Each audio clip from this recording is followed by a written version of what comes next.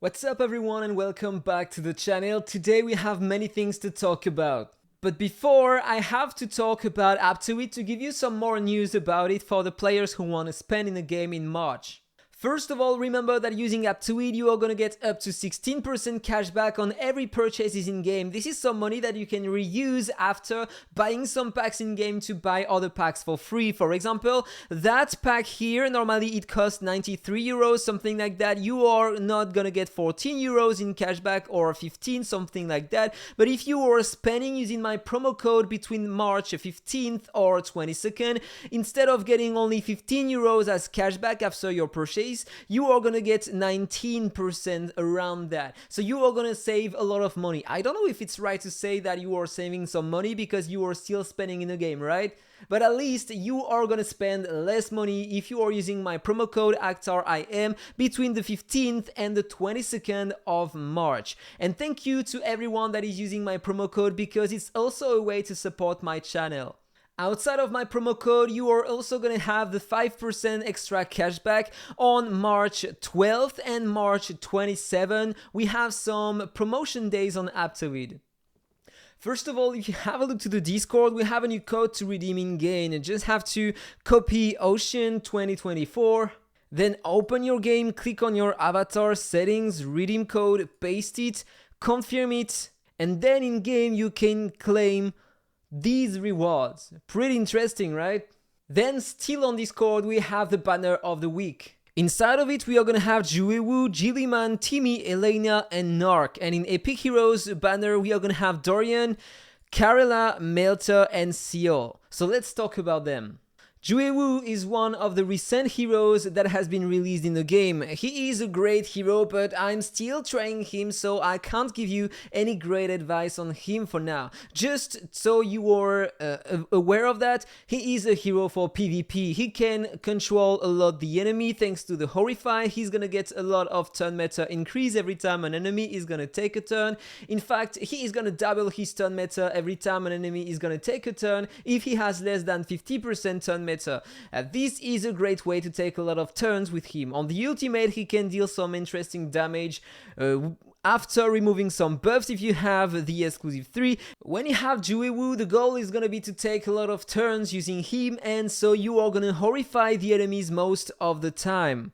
The Horrify, if you have the exclusive one, cannot be blocked by enemies whose attack is lower than himself, so you are gonna need a high attack on him. So using a high attack, he's gonna deal a nice damage and he's gonna horrify enemies really often. This is a great hero and I'm planning to make some content on him in PvP, but I'm currently also trying Faction because now he is also exclusive 3 on my account and I think that both of them can be great in PvP. Then we have Geeliman. This is a great hero, but it depends on who you have in front of you. For example, if you have the recent limited hero Jack and Roll, she is gonna be useless because she is a single target unit. She's gonna remove all buffs from enemies and deal crazy damage using the that skill, in fact, or that one if you have the exclusive 3 because she's gonna remove buffs and then use that skill. And if you have Jack and Roll in front, he is a single target unit and so he's gonna proc the damage immunity on the target you are attacking, and so he's gonna protect the target and you won't be able to kill him using Geeliman. This is the only great counter to Geeliman. This is why today I am playing Melkio over Geeliman. But before I was using Geeliman, she was doing the same. Just because of Jack and Roll, Melkio is better than Geeliman today. Outside of PvP, Geeliman is also great in the Tower of Mark and the Faction Abyss to lower the speed by 40% in AoE. Then we are gonna have Timi, and that's another great unit, especially if you don't have all the limited heroes in the game, because he can do many things by his own. Look at that, attack down 40%, crit down 50%, and crit damage down 60% on the ultimate in one attack only. Versus a boss, it's absolutely great. On the basic attack, he can also lower the speed by 40%. If you check that skill, also the passive at the beginning of the wave 2 turns, you are gonna have consolidation 2 on all your heroes, and passively he's gonna reduce by a lot the crit damage you are gonna take while he is alive. 18% in total, passively all the time. This is another great thing. So Timi is amazing in the Faction Abyss. If you want to clear the stage 30, of course he is gonna help you so much. And you have Timi absolutely everywhere because of that. He is better than Freak, even if Freak can do almost the same. Freak is not gonna have the speed down or the crit damage down.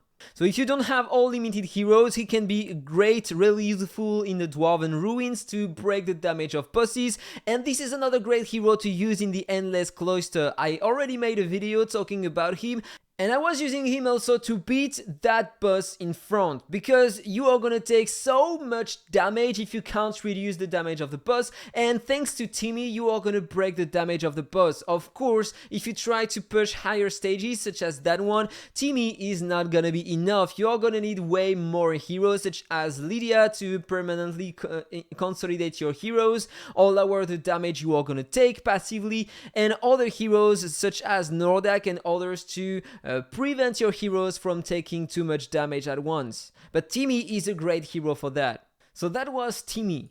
And then you are gonna have Elaina.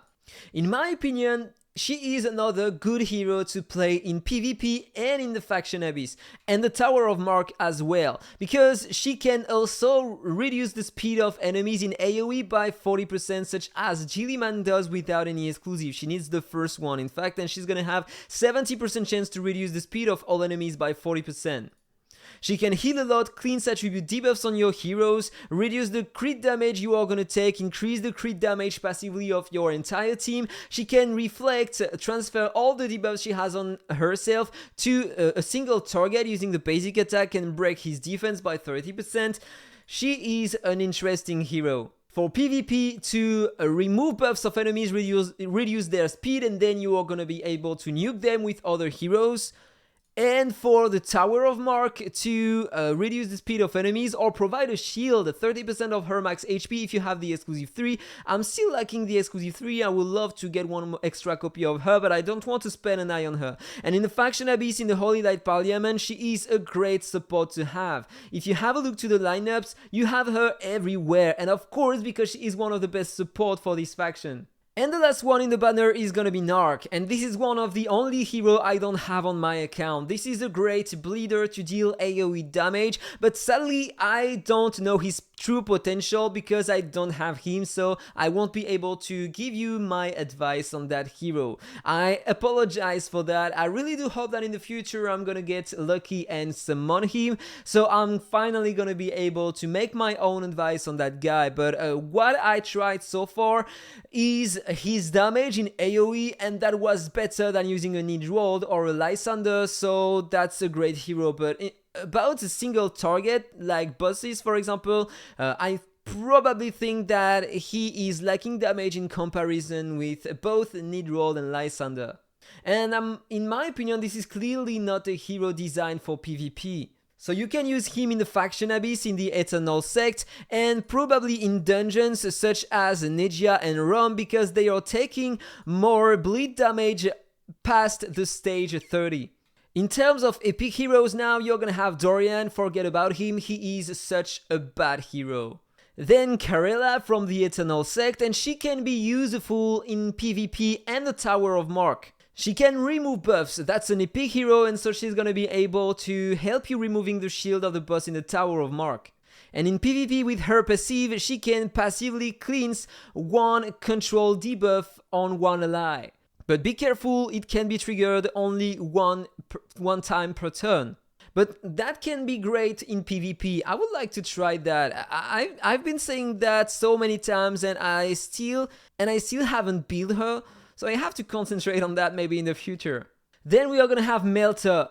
One more time, forget about that guy, he just sucks as hell.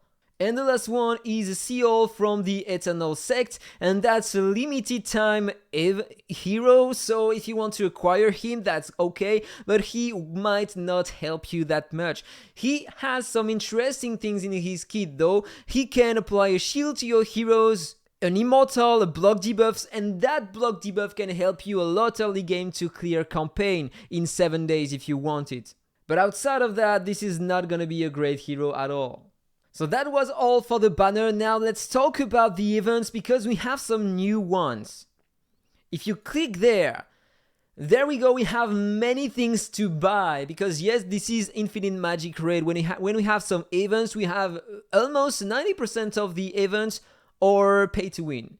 But it has been more than 1 year and a half, and the game remained the same. So no surprise there. So we have a good deal, and inside of it, as always, we have many rewards, but it's gonna cost $240, something like that. You are gonna have that chest, and inside of it, you can get up to 12 of these new rune, and this is gonna be great. I'm only buying this kind of pack. In fact, this is the only thing I'm buying today, because you have so many rewards inside. You can power up your echoes, you can summon some echoes, you can power up your auras, you can summon limited heroes, because inside you have miracle wishes, and finally you have a legendary phantom dragon eye, and this is just the best packs you are gonna have in the game. So if you buy only that every month, it's gonna cost you $240. This is a lot, but if you have the budget, concentrate on that good deals all the time. This is the best value you can have in the game, but it's really expensive, so be careful when you want to spend.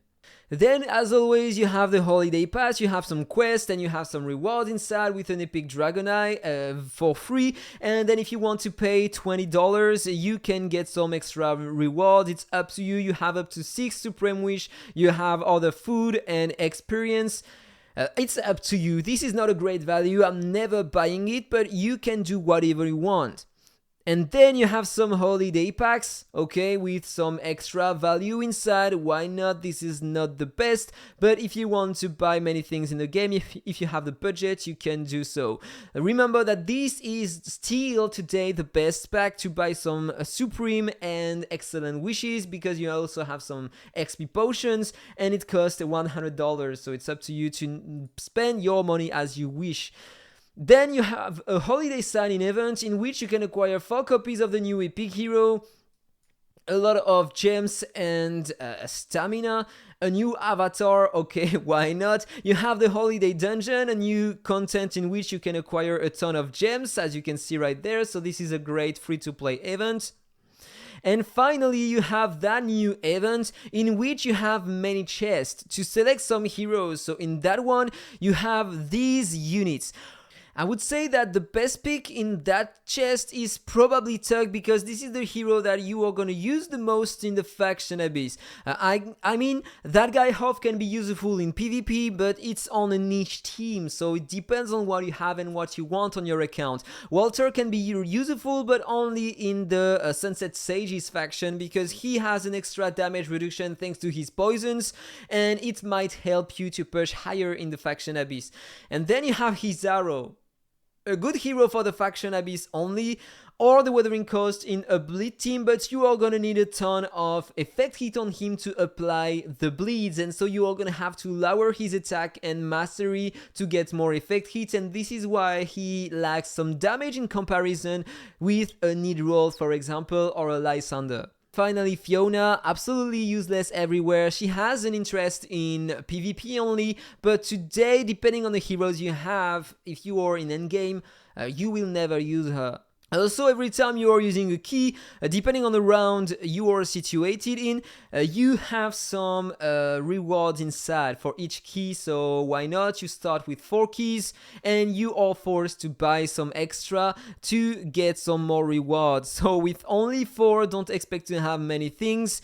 You have the round number 2 in which you have Popper, you have Jue Wu. Already talked about Jue Wu. Popper is the best unmeta manipulator we have today, especially if you are planning to use a direct damage team, because he can break the defense and the tenacity of all enemies, and that's a great hero for that. When he dies, he can inflict some extra damage to all enemies and stun them. It can change many things in PvP, trust me, that's a great hero. Same comment for Ronai. She has a ton of speed, she can lower the turn meta of enemies, hypnotize them, and it can counter the limited hero Jack and Roll, so she is great for that. Also, she can apply feebleness 2 to all enemies, increase your turn meta, and finally she is also a great hero for the faction abyss. Then we have Dez, if you have Bofani, and if you are missing Dez, then of course you can try to pick him if you want, but you need 3 exclusives on both of them to start doing something in a game, so be careful if you want to pick him. And finally, you can use him only in the Wuthering Coast. In my opinion, this is the only way you can use them both to deal some extra damage in a direct damage team if you don't have better. And finally, Anhee-jin, she is great for the Faction Abyss and also for the Wuthering Coast in an HP burning team. She is a great hero for that, so yeah, another great pick. And in that round 2, you can get these rewards for each keys, and you can get one chest with some more runes inside, so that's great also. And finally, on the third round and above, you have some limited heroes in the chest and some limited echoes. Finally, you can get some more runes and you can get some more heroes, and if you can get that chest, forget about getting Violet, Edith, or Aikina, or Belton, or Seth. This is such a bad hero. Nilua is probably one of the best picks you can have inside of the chest if you are going PvP mostly. Otherwise, I would recommend to pick Bull or Seth for the Faction Abyss. They are both amazing heroes, or Marvel. But yeah, I really prefer picking these two instead, or her for PvP. If you want to pick one of the limited heroes but you don't know who to pick, I'm gonna give you some explanations on the best limited heroes in the game and their exclusives. First of all, of course, you have to concentrate on Nicholas until he is exclusive 3. He's gonna give you so many things. First of all, he's gonna increase more the damage of your team when he's gonna be exclusive 3. Your damage dealers are gonna deal more damage, and that's great. Also, you are gonna have an extra life on all your heroes with the exclusive 3. With the exclusive 2, you are gonna be able to cycle your freeze on enemies, and this is such a great skill for both PvE and PvP. You want that, of course, in your team. And once you have him exclusive 3, you want to concentrate on Lydia or Little Jack. In fact, both of them need the exclusive 2 minimum, okay? Exclusive 2 on Lydia, she's gonna be able to reduce the cooldowns on all your heroes many times during the fight. For example, if you are using a Nordak, using Lydia exclusive 2, she's gonna reduce a lot the cooldowns of your heroes, and so you are gonna have the damage immunity most of the time in PvE and also in PvP. So she is an amazing hero for that. If you have the exclusive 2, that's great. In my opinion, it's better to focus on Lydia in second position after Nicholas than Little Jack. Of course, Little Jack is gonna help you to deal more damage in dungeons, but depending on the content in which you are trying to push, for example, if you are versus Rom or Nejia, you are gonna deal more bleed damage. So if you are trying to use bleeders, you might be able to reach high stages, maybe not the last ones, of course, if you don't have Little Jack. But it's gonna be great to use Nicholas, Lydia exclusive 2, and also Nordak with bleeders for Rom, for example, or direct damage dealers for Growlin and Efrit. You are gonna have a great value using both of them, okay? And then once you have them both, exclusive 3 on Nicholas, exclusive 2 on Lydia, focus on Little Jack. If you have only the exclusive 1, it's great. He's gonna start helping you a lot. He can apply the attack down on enemies, and that's a unique debuff that can be cumulated with the classic debuff to lower the attack of enemies. So in total, you can reduce by a huge amount the attack of all enemies if you are using both the attack down and Little Jack exclusive 1 in your team. Exclusive 2 is amazing. He's gonna start sharing his mastery with your team, and so if you're using other daughters in your team, such as Nidrol, for example, he's gonna have so much more damage in the fight. This is a great exclusive. And finally, the third one, he's gonna start doing more damage. It's not a mandatory one, but if you want to start doing high damage using your Little Jack, the third exclusive is gonna be mandatory for that.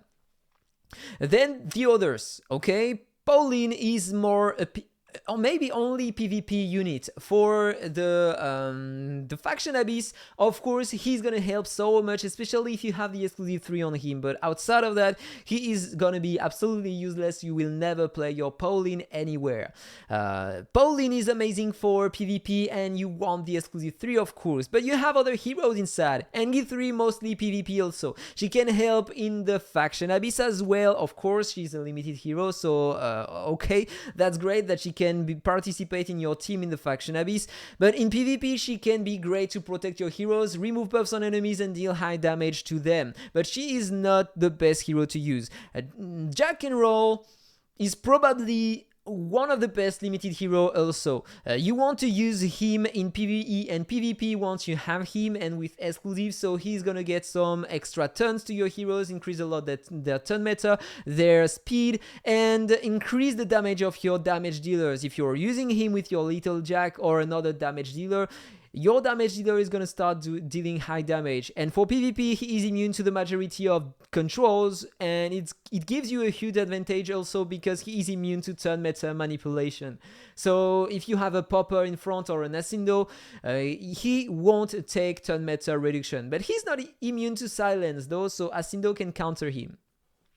And finally, you have Esther and Jingle Bell. A great combo. If you have both of them, you can use them together. She's gonna give some extra piercing rate and direct damage to your hero with the eggs on him, and she can revive passively your heroes. She is such an amazing hero. For PvP also, when enemies are trying to remove your buffs, they are losing some turn meta. She is so great for that. And if you want to push higher stages in the Endless Cloister, she is gonna be mandatory to beat the Efreet boss or other ones. Alburn, for example, she is an amazing hero for that.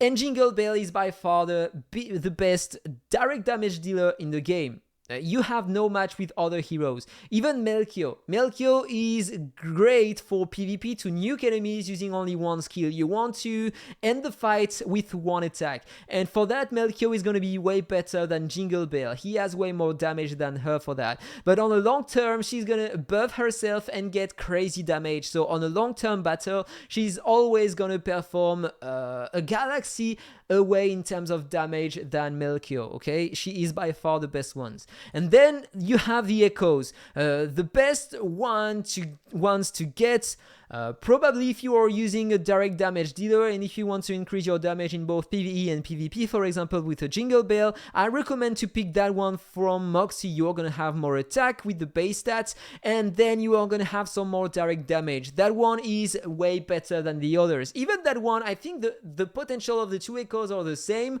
but the other is more dynamic. I mean, you have directly the damage and you nuke better than with that one.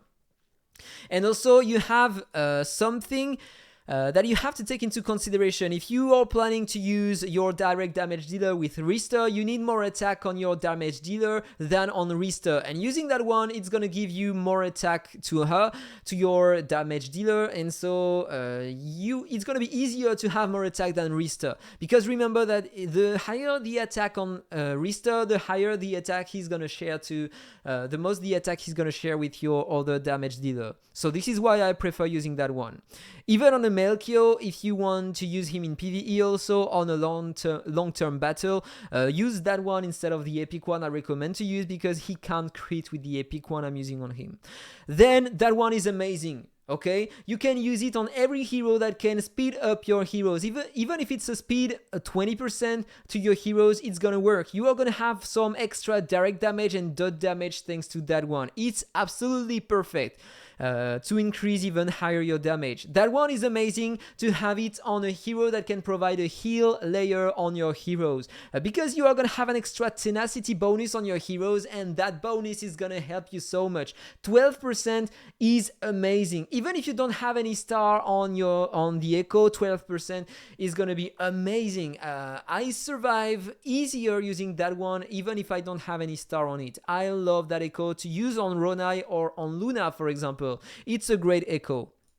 That one is another one that is amazing. You need a high amount of HP on the owner. He's gonna start applying a shield to your heroes at the beginning of the fight, but if he can also apply stealth on your heroes, for example, you are using it on Pauline or on Luna or on Vera, but probably you should stop the game if you are using Vera.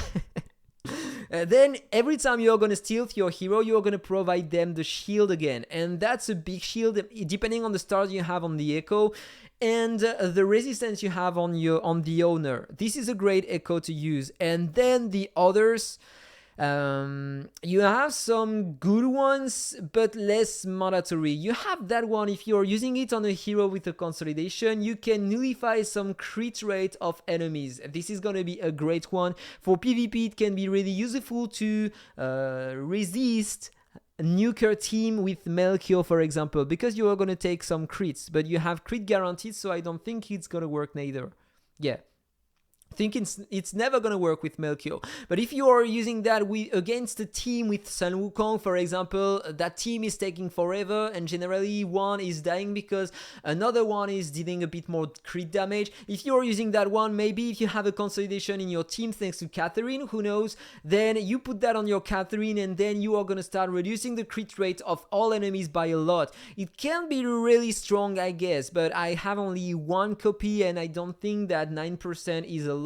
But with 5 stars, I guess that echo might be broken in PvP, or at least help a lot. You have that one to put on your little Jack. It's gonna enhance a lot his damage, but if you don't care that much about having a bit more damage, you can use, instead of that one, the epic one of Barry to increase his mastery and his detonation damage. That's gonna help a lot. And that one, I'm using it on MD3 or on Esther. It's increasing the damage of your team by just a bit or a bit more to the target of the skill. For example, Esther is gonna target one specific unit in your team, and so it's gonna apply the buff.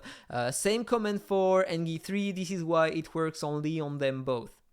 And the others, then it's up to you to choose the ones you want. That one, for example, is good if you have a Sun Wukong to increase his crit damage and HP. Why not? And the others, it's really up to you to use them. If you are planning to get that one, it's a great one to apply on Jack and Roll only. Because if you are not able to give an extra turn to a hero, if one of your hero does not act right after the owner of that echo, then the opponent is gonna get the buff and get more damage and probably kill you. So be careful when you are using that one. But it's a great echo, increasing a lot the HP of the owner and the attack of the next hero playing after the owner of that card. So you need 10 in total to get the chest, right? So on the first round, you are gonna get all these rewards. So you are gonna get 700k gold, 1 food 5 stars, and 1 excellent wish and 1 echo, and 1 hero in that chest. It's gonna cost you 36 to get 18, so for $36 you are going to be able to get the 2 first rounds. So you are going to get all the rewards inside of it, plus 1 hero of the chest, then 1 hero in that chest, and all the rewards inside of it, plus that. Only that reward costs you $20 if you want to buy it directly through the shop. So in my opinion, this is worth it. And then you are gonna have 10 more to buy that and get a legendary limited hero. And then it's gonna cost you, if you have a look to the flashback, $70 to get the extra limited hero. So for $100 you can get all the rewards inside of the event. It seems pretty cool. Tell me if I'm wrong in the comment below, but it seems pretty interesting, right? So, that was all for the video. I hope you enjoyed it. If it's the case, don't forget to like, comment, and subscribe. Have a nice day, and see you in the next one. Bye bye.